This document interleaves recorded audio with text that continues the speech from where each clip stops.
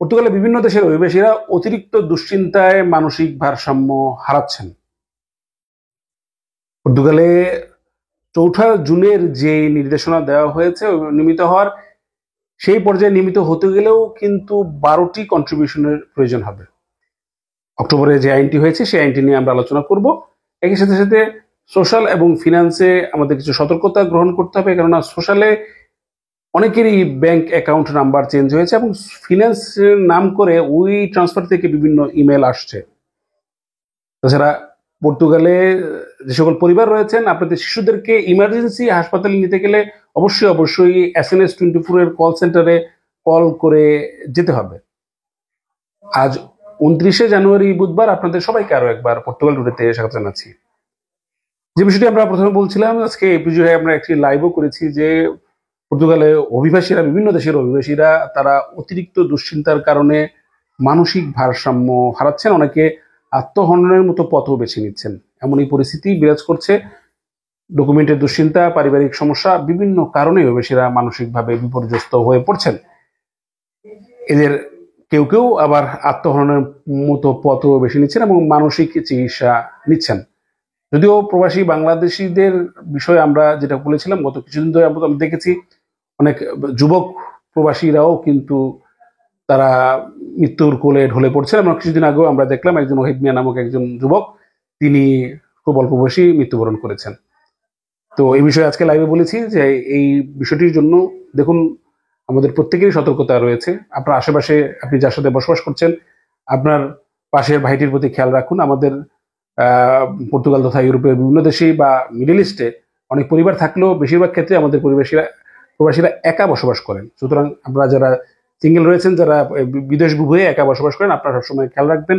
বা পর্তুগালে যারা রয়েছেন, আপনার পাশে যিনি রয়েছেন তার মানসিক অবস্থার দিকে খেয়াল করুন। তিনি কি আচরণ করছে, তার কি ধরনের সে সঠিকভাবে খাবার খাচ্ছে কিনা, তার সাথে পারিবারিক সম্পর্ক কেমন, পরিবারের সাথে সম্পর্ক কেমন, সে অন্য ধরনের কোনো ব্যবহার করছে কিনা, বিষয়টি খেয়াল করুন। খেয়াল করে তাকে সহযোগিতা করুন। প্রত্যেকে যদি প্রত্যেককে সহযোগিতা করুন, তাহলে মনে হয় এই ধরনের অনেক কিছু এড়ানো সম্ভব। কেননা অতিরিক্ত দুশ্চিন্তা থেকে মানুষ অনেক সময় দেখা যায় আত্মহননের পথ বেছে নেয়, নিজের ক্ষতি করে, এমনকি অনেক দুশ্চিন্তার কারণে অনেকে স্ট্রোক করেও মারা যায়। এমনই অনেক প্রমাণ আমরা দেখছি।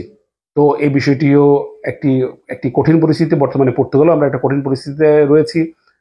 ডকুমেন্টের দুশ্চিন্তা, চাকরির সমস্যা, বিভিন্ন কারণে কিন্তু আমরা একটি মানসিক চাপে রয়েছি।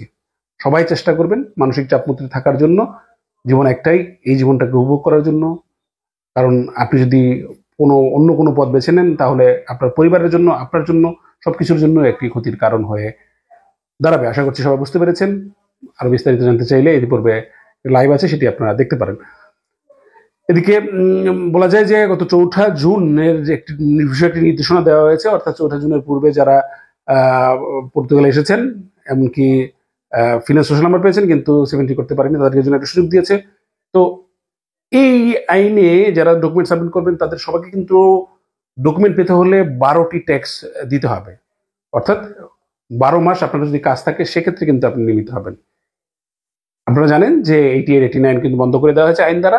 পরবর্তীতে অক্টোবরে ইনস্টিটিউট লিবারেলের নিয়ে এক প্রস্তাবনা একটি নতুন আইন হয়েছে, যেটা হচ্ছে যে মানবিক কারণে যারা পর্তুগালে 12টি ট্যাক্স কন্ট্রিবিউশন করছেন তাদেরকে নিয়মিত করা হবে। সুতরাং 4 জুনের পূর্বে যারা এসেছেন, ফিনান্স নাম্বার রয়েছে, সোশ্যাল নাম্বার রয়েছে এবং ট্যাক্স কন্ট্রিবিউশন যাচ্ছে, তাদের কিন্তু সেই অক্টোবরের আইনে পড়বে। যদি অক্টোবর আইনে আপনি যান, সেক্ষেত্রে আপনাকে অবশ্যই 12টি কন্ট্রিবিউশন থাকতে হবে।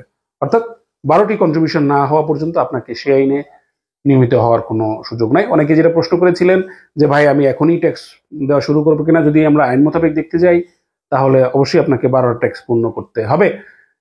আমি কোনো লিগ্যাল সলিসিটর নেই, তারপরও যে আইনের আলোক রয়েছে, বিভিন্ন অভিজ্ঞ ভাইদের সাথে, বিভিন্ন যারা এই বিষয়ে অভিজ্ঞতা রয়েছেন, অ্যাডভোকেটদের সাথে, বিভিন্ন জনের সাথে কথা বলে, এই বিষয় বিশেষজ্ঞ যারা রয়েছে তাদের সাথে কথা বলে কিন্তু এই বিষয়টি আপনার সামনে উপস্থাপন করলাম। সুতরাং এই বিষয়টি মাথায় রাখবেন যে আপনাকে অবশ্যই 12টা ট্যাক্স দিতে হবে। সেই কারণেই বলেছি, অনেকেই আপনারা বুঝতে পারছি অনেকেই হয়তো বা পর্তুগালের বাইরে রয়েছেন।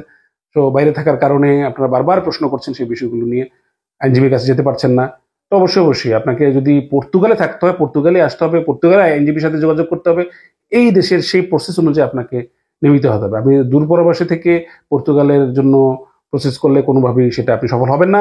এবং ইতিপূর্বে যারা এই কাজটি করেছেন দেখেন তারা প্রত্যেকে কিন্তু এসআইএস নিয়ে সমস্যার মধ্যে পড়েছেন। এসআইএস নিয়ে আরো বেশ কিছু পরিকল্পনা করছি, দেখা যাক হয়তোবা একটা সলিউশন হতে পারে, বা এই সম্পর্কে তারাও বিষয় জানতে পারলে আপনাদেরকে জানিয়ে দিব। অনেকে এসআইএস সম্পর্কে জানতে চান। এদিকে আপনাদের যাদের সোশ্যালে, আপনাদের গত কয়েকদিন আগে সোশ্যালে কিন্তু হ্যাকিং এর মাধ্যমে ফলে বেশ কিছু মানুষের অনেকেরই ব্যাংক অ্যাকাউন্ট নাম্বার পরিবর্তন হয়ে গেছে। আপনাদের সোশ্যালে যারা পরিবার রয়েছে শিশুদের ভাতা পান বা যে কোনো ধরনের সুবিধা পান বা ডিসেম্বরকে বেনিফিট হোক, সেটা সোশ্যাল কিন্তু আপনার ব্যাংক অ্যাকাউন্টের মাধ্যমে পাঠায়। তো সোশ্যালে যাদের ব্যাংক অ্যাকাউন্ট রয়েছে আপনারা আবার একটু চেক করে নেবেন যে আপনার ব্যাংক অ্যাকাউন্টটা ভেরিফিকেশন করে নেবেন, ব্যাংক অ্যাকাউন্টটা ঠিক রয়েছে, ঠিক আছে কিনা।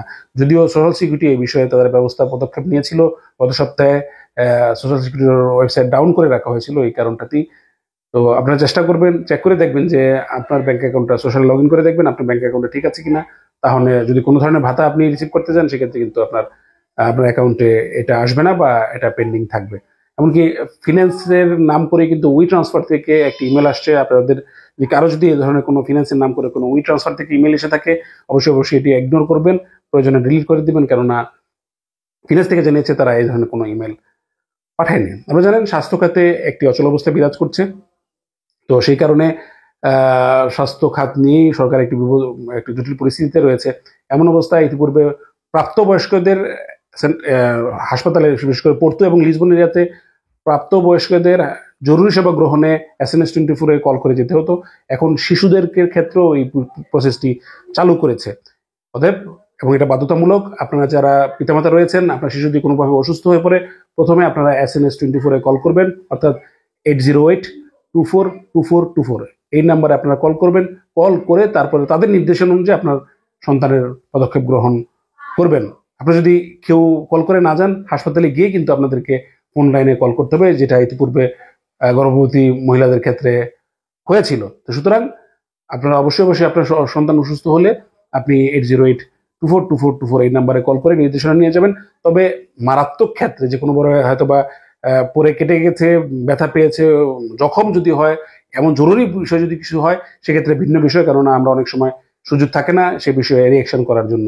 তো সুতরাং যদি এমন জরুরি কোনো বিষয় না হয়, মানে এমনভাবে আঘাতপ্রাপ্ত হয়েছে, নিঃশ্বাস নিতে পারছে না, সেক্ষেত্রে হয়তো কিছুটা ব্যতিক্রম রয়েছে। তবে সাধারণ ক্ষেত্রে অবশ্যই আপনার শিশুকে হাসপাতালে নেওয়ার আগে আপনাকে SNS24 কল করে নিতে হবে। তাছাড়া যে কোনো প্রয়োজনে আপনি SNS24 কল করতে পারেন। বিশেষ করে গর্ভবতী মা যাদের রয়েছে, বয়স্ক মানুষ যাদের রয়েছে, শিশু রয়েছে, 6 মাস কম বয়সী যে শিশুদের রয়েছে, তাদের ক্ষেত্রে SNS24 কল করার প্রয়োজন নাই। তবে যে কোনো প্রয়োজনে, আপনার যে কোনো স্বাস্থ্য সেবা গ্রহণের ক্ষেত্রে আপনার যদি কোনো অসুবিধা হয়, যে কোনো অসুবিধায় আপনি SNS24 কল করে আপনি আপনার স্বাস্থ্যসেবা নিতে পারেন। এই সেবাটি বিনামূল্যে, আপনার যে ল্যান্ডলাইন রয়েছে সেটা থেকে কল করে বিনামূল্যে অনেকক্ষণ ওয়েট করতে থাকলেও আপনাকে কোনো চার্জ কাটবে না। আমরা অনেকেই বিষয়টা না বুঝে ফোন করতে চাই না, সেক্ষেত্রে তারা কিন্তু ইংরেজিতেও কথা বলে। আপনাদের যে কোনো ধরনের স্বাস্থ্যসেবার ক্ষেত্রে, বিশেষ করে জরুরিভাবে যেটা বলছি, আমার গর্ভবতী মায়েদের অনেক অসুবিধা হয় বা শিশুদের অনেক অসুবিধা বোধ করেন, সেক্ষেত্রে বা বয়স্কদের, সেক্ষেত্রে সাথে সাথে তাদের সাথে কথা বলে আপনারা একটা সলিউশন বা সাজেশন নিয়ে নিতে পারেন।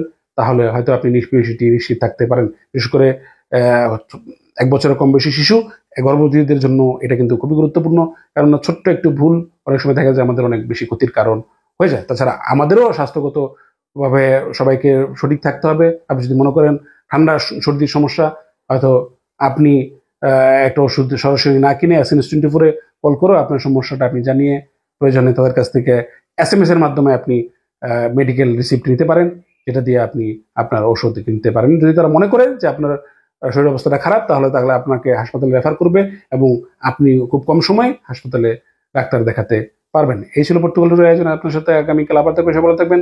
ধন্যবাদ সবাইকে।